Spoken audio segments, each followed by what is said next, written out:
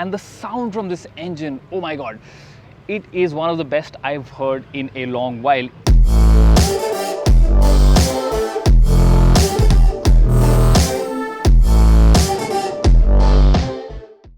In today's world, it is easy to build expectation and then not deliver on it, leaving you feeling like the shutter is not completely open. And that is the challenge that Aprilia had with the RS 457, a highly anticipated motorcycle from the Italian maker. It's finally here, the pricing is out, and on paper it looks very alluring. But out here on the track, does it actually deliver? Does it deliver that racing performance, that sporty performance that buyers of the RS 457 would want? Well, I have some thoughts.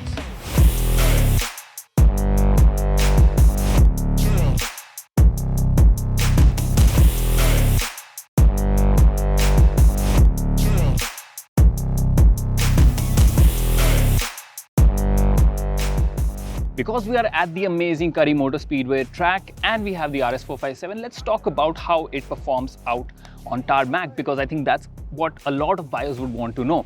Well, this parallel twin motor has loads of power, 47.6 horsepower to be precise, and 43 Newton meters of torque roughly, which means there is plenty of punch in this motorcycle. When you twist the accelerator, when you go through the gears, reaching triple digit speeds like 120, 130 is no big feat for this motorcycle. If you want speed, then this definitely delivers.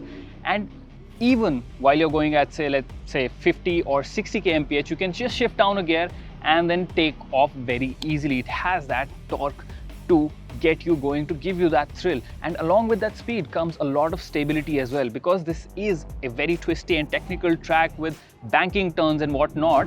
I really appreciated how stable the bike is through the corners. There are certain bumpy sections, and even on those, the suspension did a good job of soaking the bumps but not unsettling the bike too much, even while I had the throttle pinned. The tires also do a very commendable job. These are TVS tires, and boy, do they grip on the track.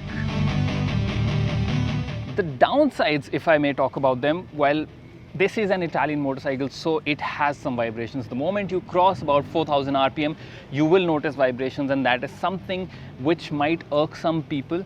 But again, if you're buying a performance motorcycle, I think you kind of know that this is something you should be expecting.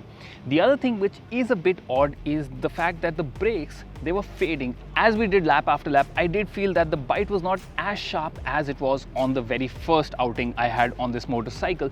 So the brakes could definitely do with an improvement. That is one area where Aprilia does need to have some improvement employed.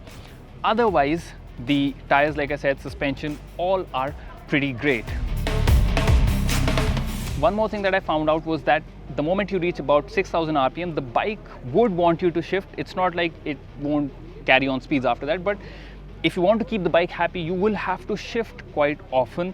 And the shifts of this 6-speed gearbox are not the smoothest or the most satisfying. They're not bad, but I've seen better in recent times. Overall, I would say that I really enjoyed riding around this motorcycle, and the sound from this engine, oh my god, it is one of the best I've heard in a long while. It is fun to ride around the track. It will give you a lot of assurance thanks to the various ride modes and traction control modes that are available to you through the menus.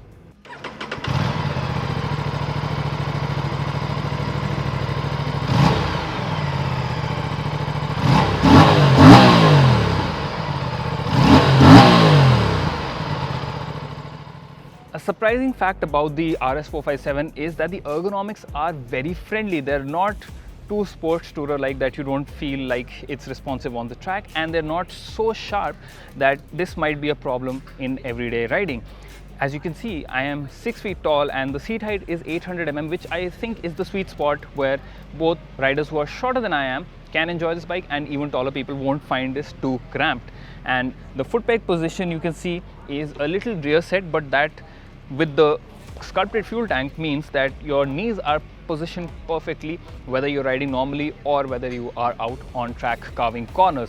The clip-on handlebars are also not too far away. You have to lean forward a little bit, but They are very easy to work with. I did not feel like the bike would lock, as is the case with a lot of performance motorcycles, that it is very easy to lock the handlebar and then the bike loses balance. This does not have that problem. That way it's really good. One thing I did find missing was that there are no adjustable levers on this as standard, so that is something which could be improved. And the suspension, while the track here is pretty smooth, there were a few bumps and I did go over a few curbs and I found the suspension to be a little springy, which is again good, because out in the city when you have bad roads you would want something that's slightly comfortable.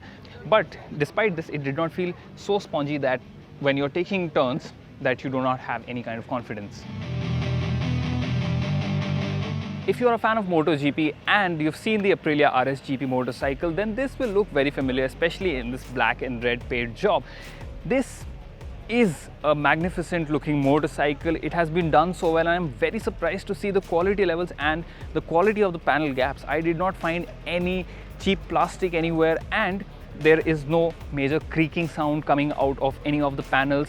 It has been put together so nicely, and I really like these winglets over here and the very sharp headlamp design along with the DRLs, and all across you can see that this is a beautifully built motorcycle. Even these fins right here, they all give it a nice sense of style, and most of all it has been put together very nicely. So that way I think it does the job of looking good, and more importantly, like I said, it is very well built.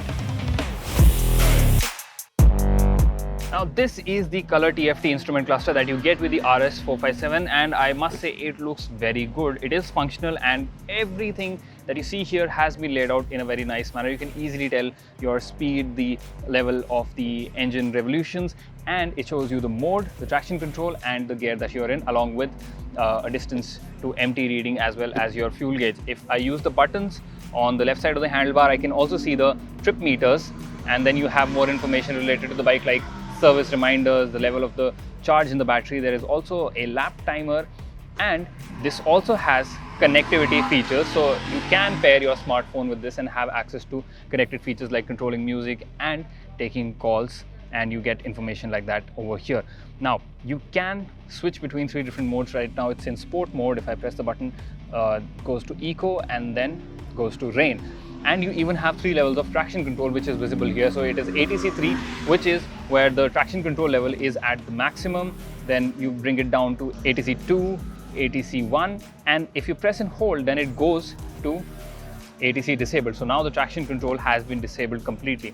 Similarly, there are 2 settings for the ABS. One is the normal setting, which is safe for road, but if you're out on the track, then you can press and hold the mode button, and then it will disable the rear ABS, so you can have a little more fun and slide around. So altogether, I think this is a very well laid out instrument cluster, and even the quality of the buttons here is very good, and that is a big plus on this motorcycle. It's safe to say that it was a fun day out with the RS 457. As I mentioned earlier, with the price tag of 4.10 lakh, they have nailed the pricing, and with all the kit that you're getting, and to see the bike perform so well and being a product that's so well put together, I think this is very much worth the money that Aprilia is charging for it. Yes, there are some issues with the brakes and some vibration issues, which I think if you want something like this, then there really is no competition. So I think you will take the minuses with the pluses. Altogether, I am a fan of this motorcycle. What did you think? Let us know in the comments below. This is Akash Paul signing off for now. I'll see you again in the next video. Bye bye.